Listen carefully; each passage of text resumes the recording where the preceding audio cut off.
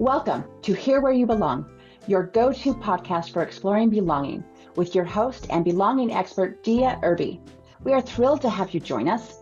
Together, we'll dive into the depths of what it means for each of us to find our own place in the world, whether it's within our communities, our relationships, or within ourselves.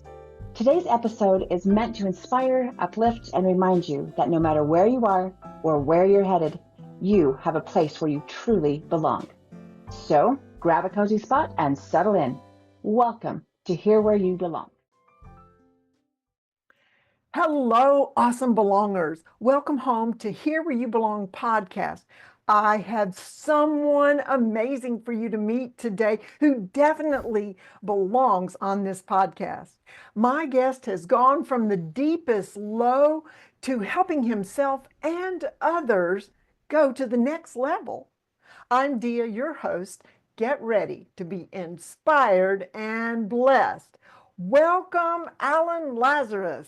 Whoa, great energy. I appreciate it very much. And I do not take it lightly to be here, by the way. I just want to give gratitude first because I think that where people put their attention, their focus is really having a huge impact on their future. So I don't take it lightly. I'm grateful to be here, and I hope that I do not disappoint. Well, you're not. And I have a little bit more to tell you about our guest.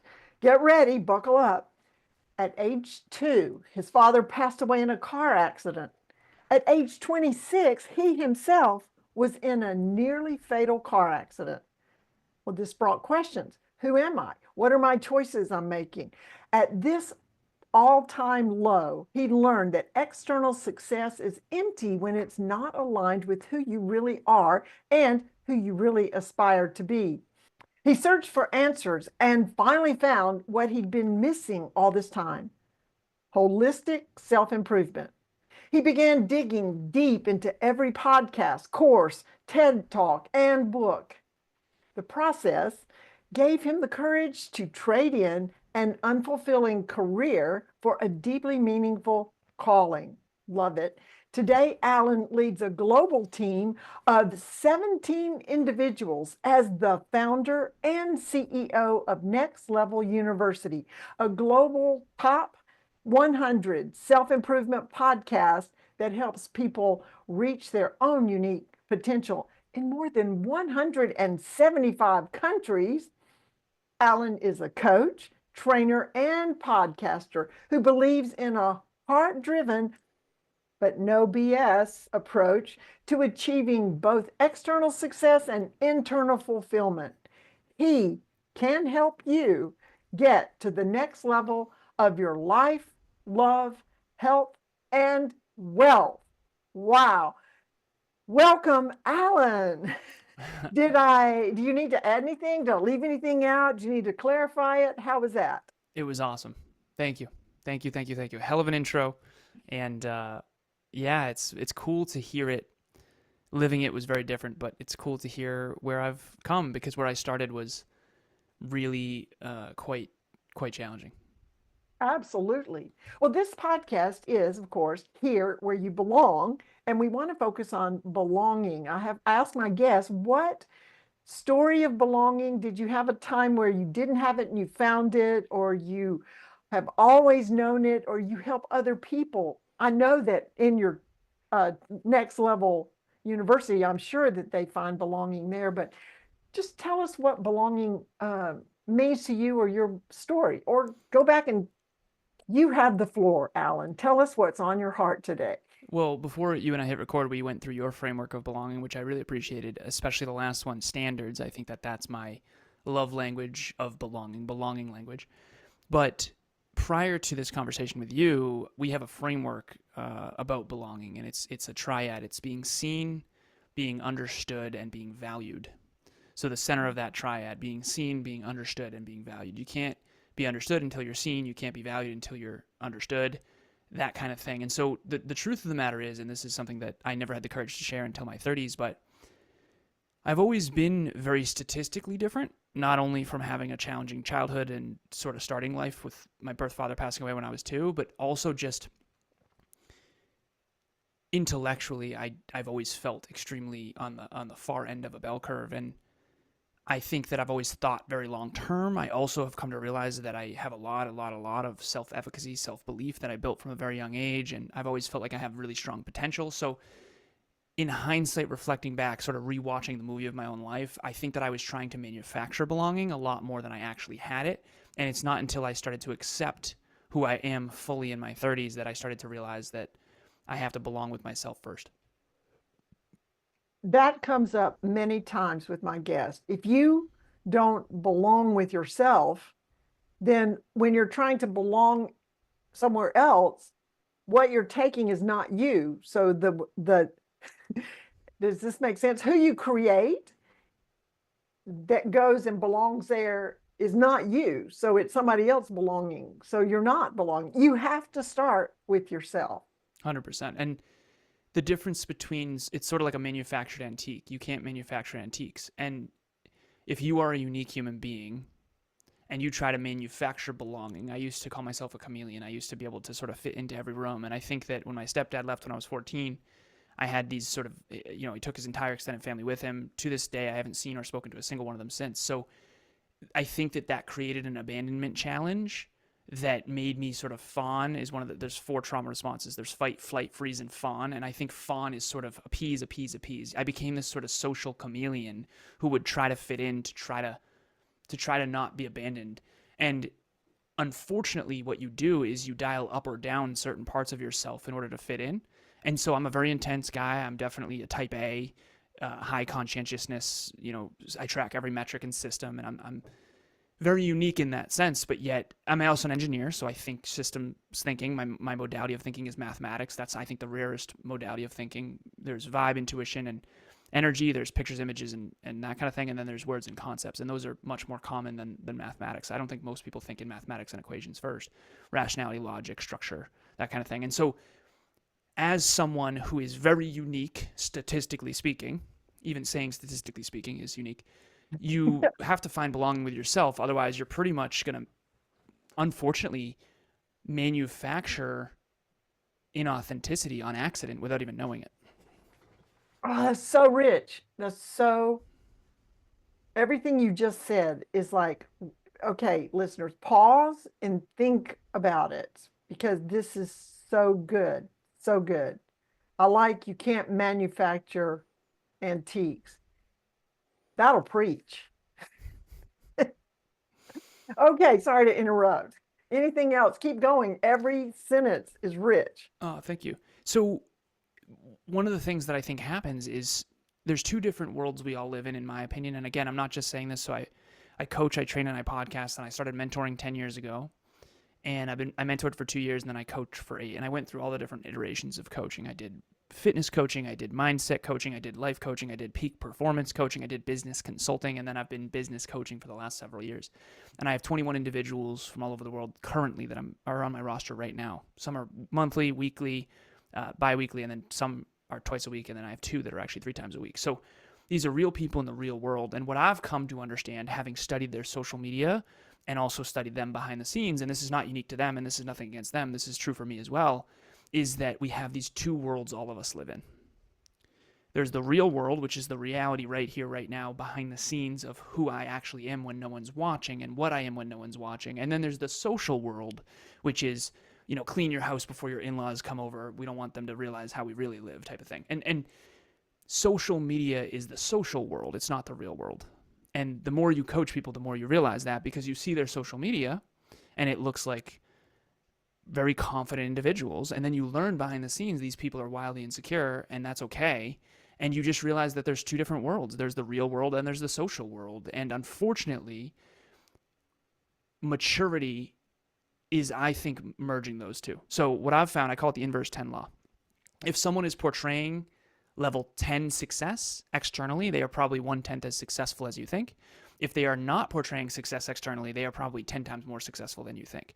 And again, it's a way to realize that a lot of people are portraying a version of themselves to the social world that isn't actually the way they really are in real life. And I think that a lot of us learn how to do this in high school when we're trying to sort of be with the popular kids or whatever.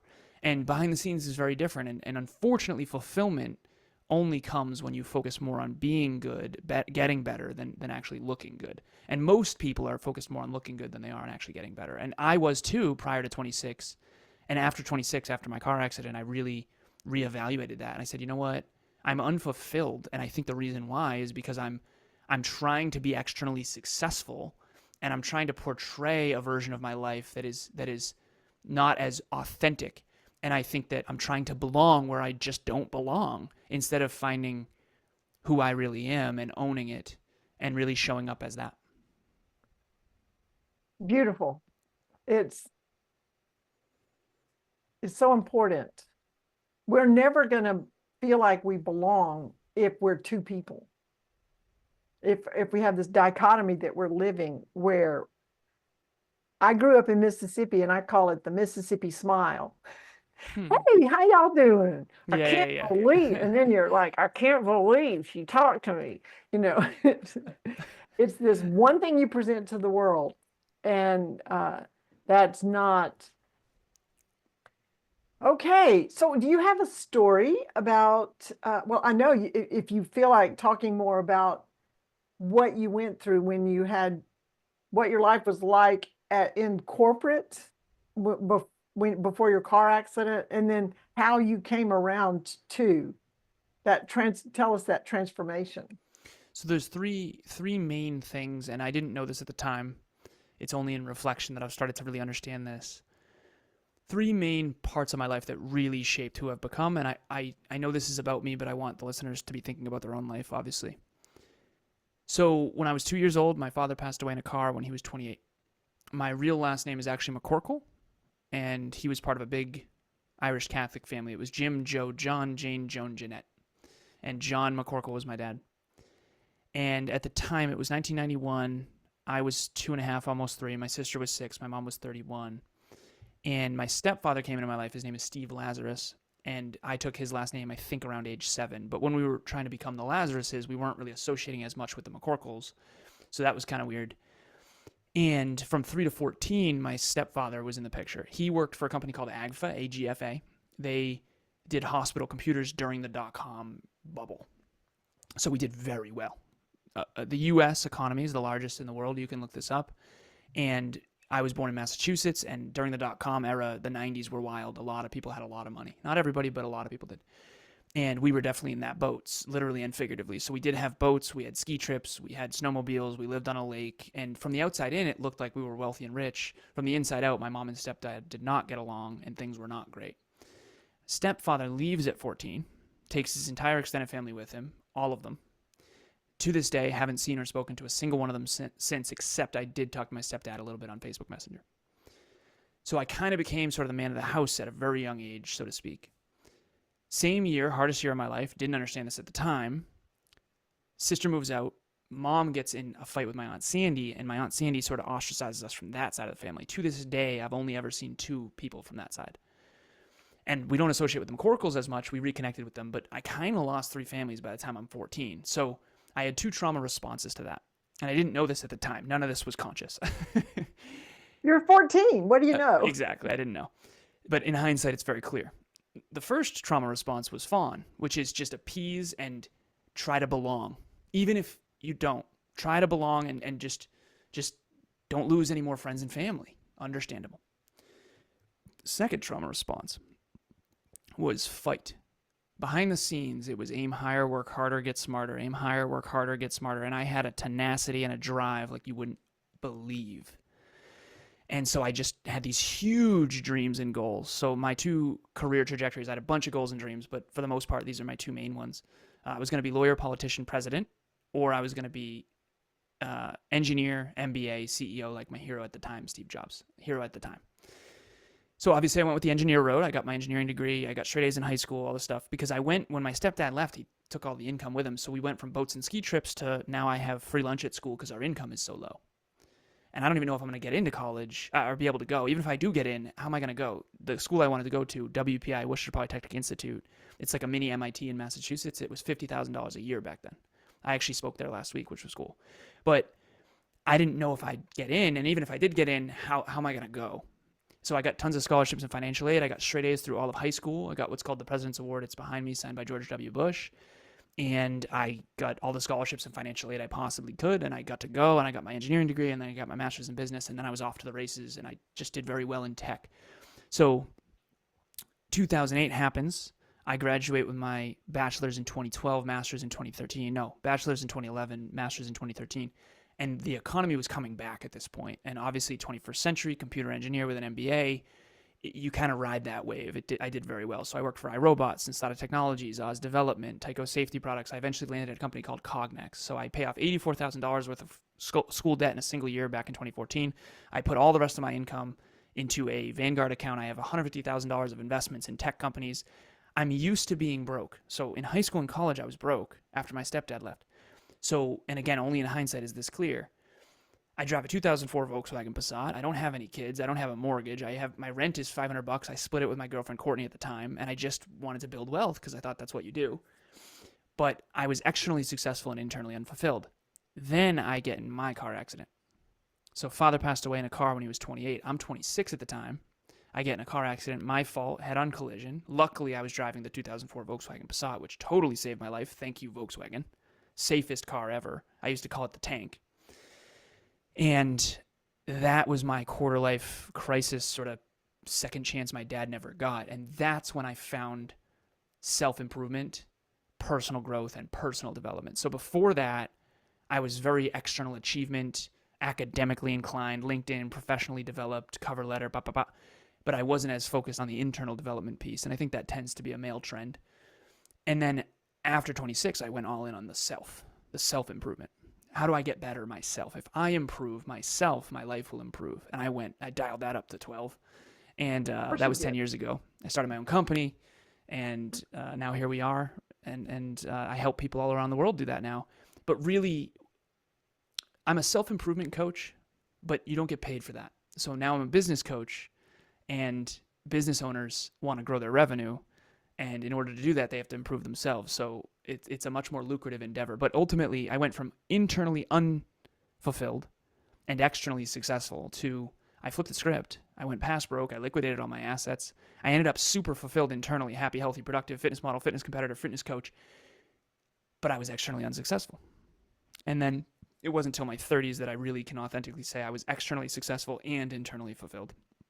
And the reason I know that is because if you can look in the mirror and you can say to yourself, I want my future to be an amplified version of what it already is, then that means you are both internally successful, internally fulfilled and externally successful. And I think that's really hard to do, honestly. And the reason why is because what the economy pays the most for is typically not what is most meaningful. Not always, but usually. It is hard to find. Well, just like you said, a self-improvement coach doesn't make a lot of money. You got to make money. I tried. Right. Well, and going back to business coaching, and the business owner, the CEO or the whoever, if they're not internally satisfied or fulfilled, it leaks out in the company. Yeah. One of my quotes about belonging is belonging boosts the bottom line. Nice.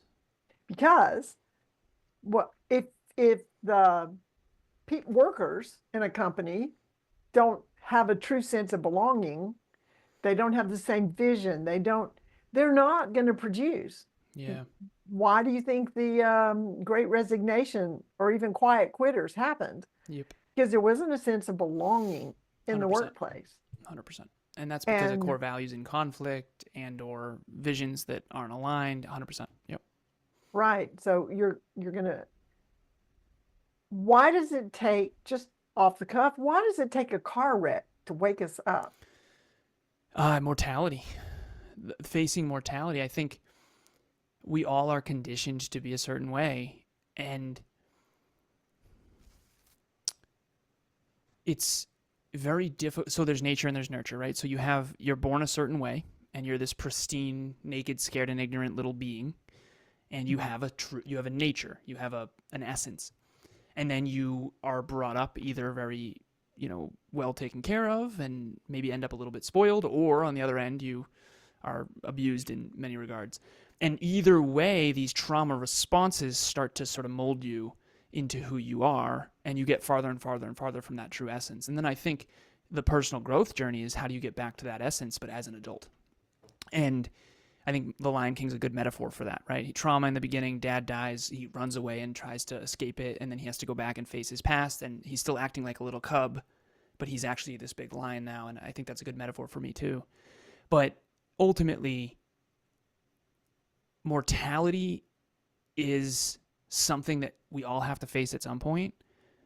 And when you face that, you realize that you don't have as much to lose as you think. And I think that most people, and I don't want to come off as pretentious, but I do want to be honest. I think that most people are playing not to lose more than they're playing to win.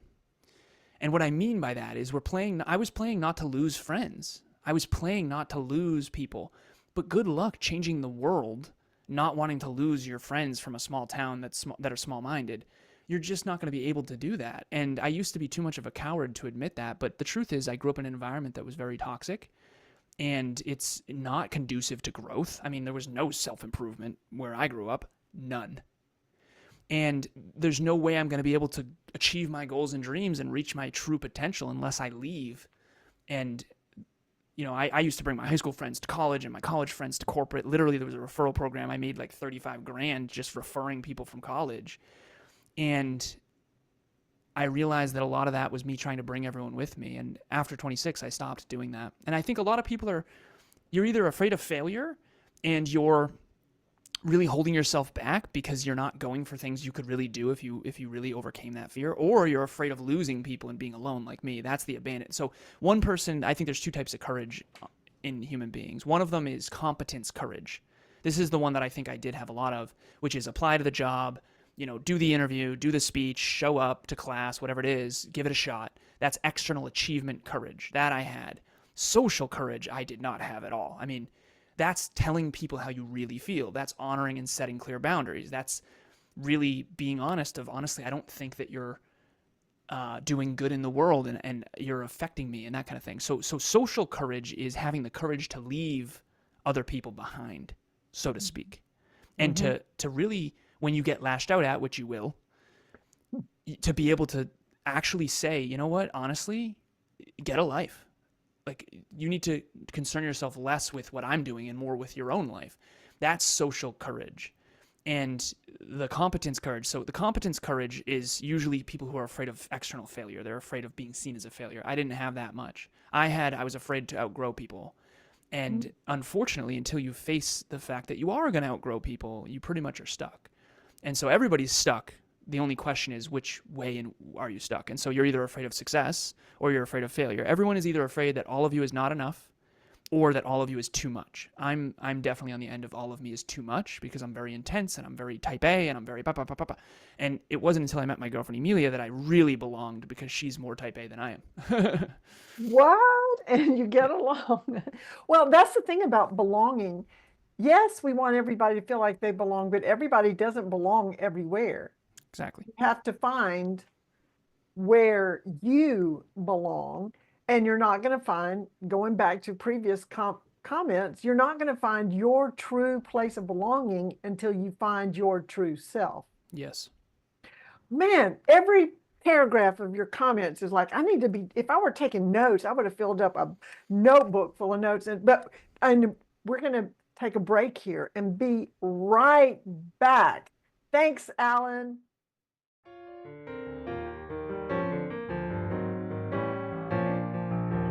Hey there! Isn't my guest amazing?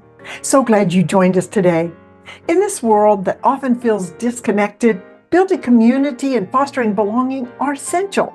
That's why I created this podcast, to bring inspiring people to you, to encourage you to create that sense of belonging and community, no matter where you are. If you're being blessed by my guest, and we have some more, like, subscribe, and share this podcast. You know who needs to hear this. Stay connected, stay true to yourself, and always remember, you belong. Now, back to our amazing guest.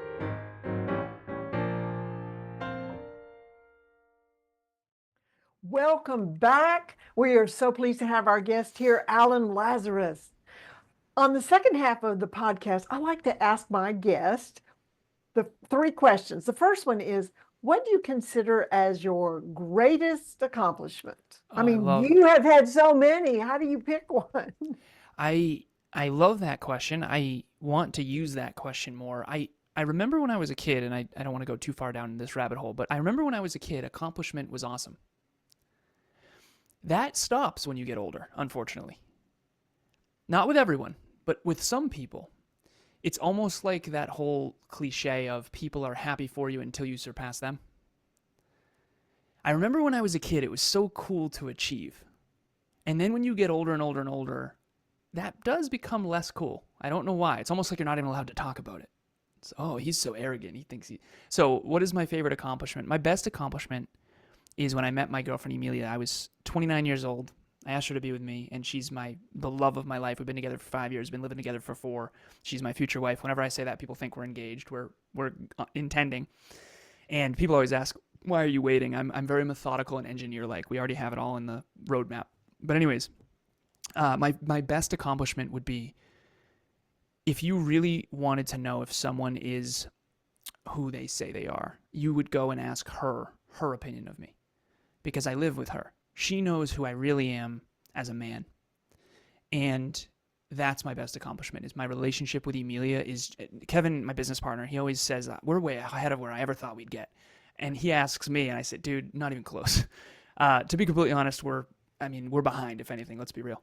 But with Emilia, this is beyond my wildest dreams. I was good at external success. I was not as good at relationships. And that tends to be a thing, by the way. If you're really good at relationships, usually you struggle with success. And if you're really good at success, you probably struggle with relationships. Not always, but a lot of the time. I was good at conscientiousness and type A and success and achievement. But that's why my greatest achievement is my relationship with Emilia, because my relationship with her is genuinely beyond my wildest dreams. I'm very, very proud of what we've done at NLU. I'm very proud of the 16-person team at 16 now.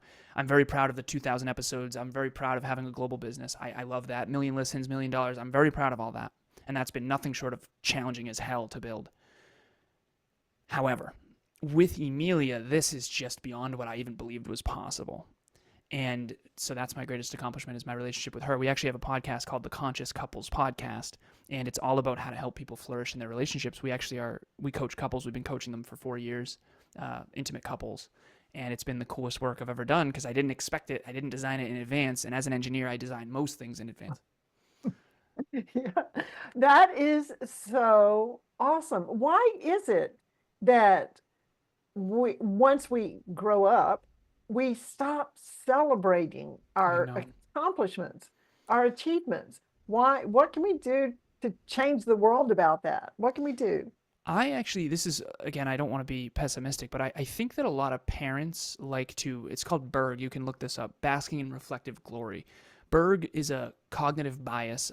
Sort of when you ever hear someone say, our team won, they're berging off of a winning team. And the idea is, when your team wins, you want to be seen with the team, and when the team is losing, you don't want to be associated. That's called corfing, cutting off of reflective failure, I think, corfing. And the idea, unfortunately, is I think a lot of parents are berging off of their children's success. So when your child is achieving a lot, you are proud of them, but really you also are loving the fact that it's like, ooh, look at my kid. And when the kid starts to really achieve beyond you, unfortunately, you get scared that they're going to leave you behind. And not always, but that's a lot of the times the case. And I think the real reason why people don't talk more about their achievements is because people are very insecure about their lack of achievement. And so if I talk about how I've exercised every day for 1,065 days with Emilia for at least 45 minutes a day, we started with 30, then 35, then 40, then 45. So it's been 1,065 days as of last night. There's everyone else listening is thinking, okay, I'm insecure. Why can't I exercise consistently? And is Alan an arrogant butthead? And the truth is most people think that I'm arrogant, when in reality, I think that they are actually just very insecure and don't believe in themselves.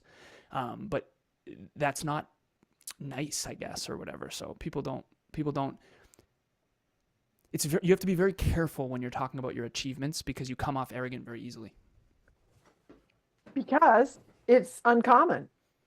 Because people don't talk about it. Yeah. Maybe we could look at more opportunities. We could decide that we're going to look at more opportunities to say, hey, what you get done? What do you feel proud of that you did today? Let's celebrate that. I love it. And that's why I'm grateful you asked the question, because Imagine being at the holidays and you're at dinner. And I always say, if you want to know if self improvement is not ubiquitous, all you have to do is say, who's excited to talk about what's your biggest bottleneck in 2025? People go, can we go back to talking about the weather? Nobody wants to go deep because we're all so damn insecure. And unfortunately, that's why I recommend therapy for everybody. I have a therapist, her name's Carol, because it's a safe space to talk about your insecurities. Whereas at the dinner table, everyone's afraid to be found out, and it's just this really immature thing. So I appreciate you celebrating, and I appreciate you celebrating my accomplishment and celebrating me. And one of the cool things about podcasts is you get celebrated, and it's really nice. However, in the real world, accomplishment is awesome and it's fulfilling and it's amazing as long as it's aligned. In the social world, the more and more you climb, the harder and harder it is to belong, and that's a statistical fact, unfortunately. Well, it's lonely at the top, don't they say? They do say that, and I do agree that it's not lonely geographically, I think it's, or physically. I think it's lonely intellectually and in your heart, because less and less people can relate to you. Yeah. Right. Okay, second question is, what is it that makes you feel like you belong? So Emilia, my relationship with Emilia, for sure. She's a genius. She's brilliant. She's the hardest working person I've ever met in my life by far. It's not close. She's holistic. I mean, just, she won't even kill a bug in our house. She's such a sweetheart. Now, I don't feel like I belong in most rooms, quite frankly. I always feel like I belong when I'm with her.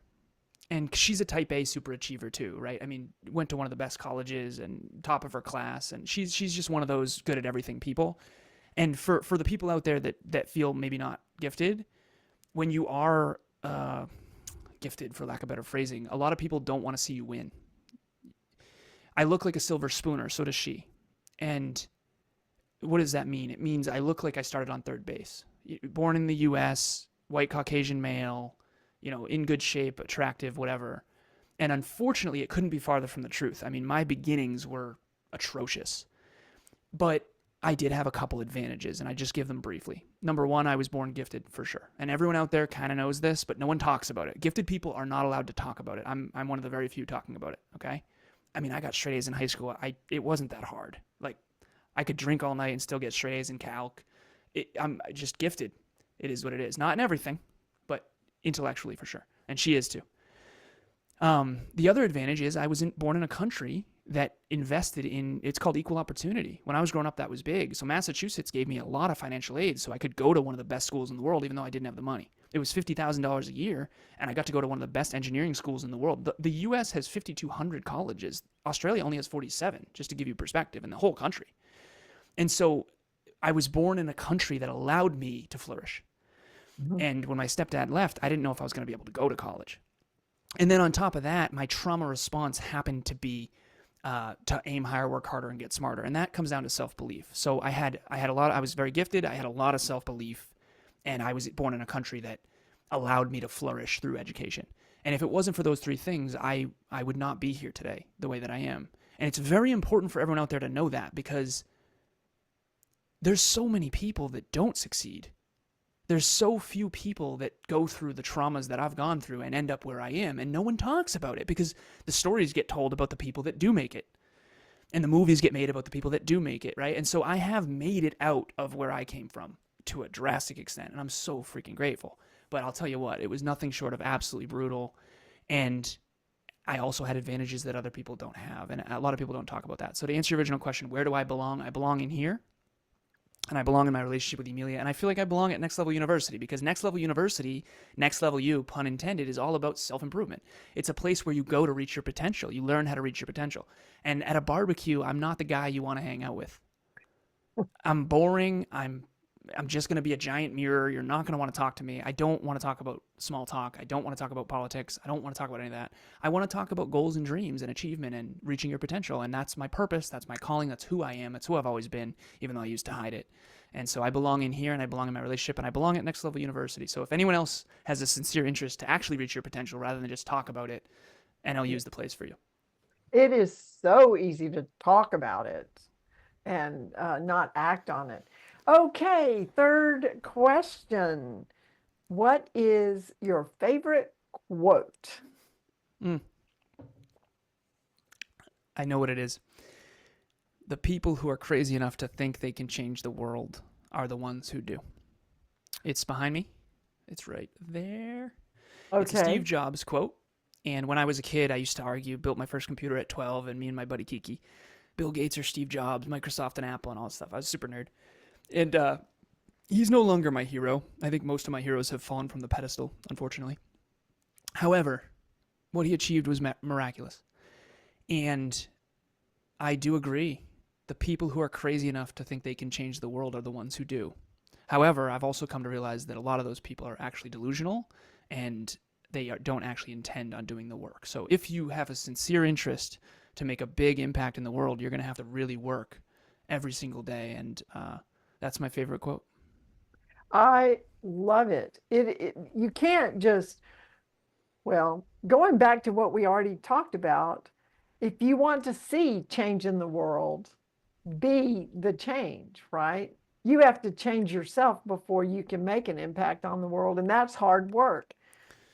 It's so much easier to go and mark off tasks on a checklist that's outside instead of do the hard work that's on the inside. Yes, it is 100%, and that's the hardest work you can do. It's the inner work. It's the facing your own insecurities, facing your own fears, facing your own traumas, facing your past, facing the reluctance for your own future. I mean, that's the stuff no one wants to talk about at Thanksgiving dinner. Sure. Well, it's a long conversation, and you want to just get a short answer. Yeah. How are you? Good. You? Pretty good. All right, let's move on. All right. Yeah. It's Okay. like, honestly, not Got great. that I'm conversation. reevaluating my existence, actually, right? So, yeah, it's okay. And then they grab their drink and they walk away. Let's get away from end of days over here, right? So, Right. yeah, it's funny. But we do need to stop. We don't. If there were some way to not have a car wreck to face our mortality, that would be a good idea. Like, don't wait till you're almost dead or almost die to go, hey, I've got all this potential. Mm-hmm. Why don't I work on, pursuing it? Hello? I was not reaching my potential. I was not even close to reaching my potential. I could not look myself in the mirror and say I gave it all I had. And until I got in that car accident, I was so regretful, because if that was it, like my dad, I didn't put it all on the court. I didn't put it all on the court. And now I know I am. Every day, I'm putting it all on the court. I'm doing that right now. And if you can't look yourself in the mirror, you versus you, there's a poem up here in my backdrop called The Man in the Glass. And it talks about, and woman too, by the way, not just man in the glass, mankind, man or woman in the glass. I hate how women are excluded from things. But the woman or man in the glass, that's who you're facing. You versus you, your potential. And rather than some fortune cookie quote, what if that were true? What if it doesn't matter if you belong or not with your family or your friends? What's going to matter at the end is whether or not you did all you could with all you had. And that is not a fortune cookie quote. That is a fact. And I faced that, and I'm glad I woke up, because I was on autopilot way more than I realized. Wow. Well, it is time to come to the end of this interview that's been fantastic, phenomenal, and all those wonderful words. Do you have any, before we close, do you have any final parting words to our listeners? The last words I would say is something that I needed to hear, which is, it's not your fault your dad died. It's not your fault your stepdad left. It's not your fault your childhood was so challenging. But it is your responsibility to find a way to make a life out of that. And you can achieve more if you take personal responsibility for your own life. No one's coming to save you, and you have to take personal responsibility for your own bigger, better, and brighter future. And if you don't do that, you are in trouble. And I don't say that to be mean. I say that because I care enough to say it. I was in trouble, and I needed to take personal responsibility for my own health, my own wealth, my own love life, my own future. Because I didn't have generational wealth. I didn't have a dad. I didn't have any sort of safety net. It was up to me if it was to be. And I think that ended up being a gift long term, even though it was atrocious at the time, because I learned how to take personal responsibility. And I grew up with some people who didn't have to do that. And they're entitled, and they're in trouble. Yeah. You just gave us our car wreck. Well, Yeah. certainly better than mine. Yes.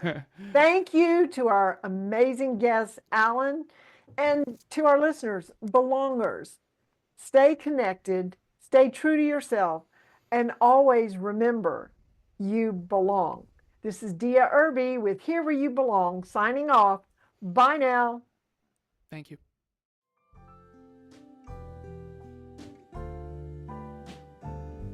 Thanks for tuning in to Here Where You Belong. We hope today's episode has inspired you to embrace the beauty of belonging in your own life. Remember, no matter where you are or where you're headed, you have a place where you truly belong. Join us again next time for more insightful conversations and heartwarming stories. Until then, stay connected, stay true to yourself, and always remember that you belong.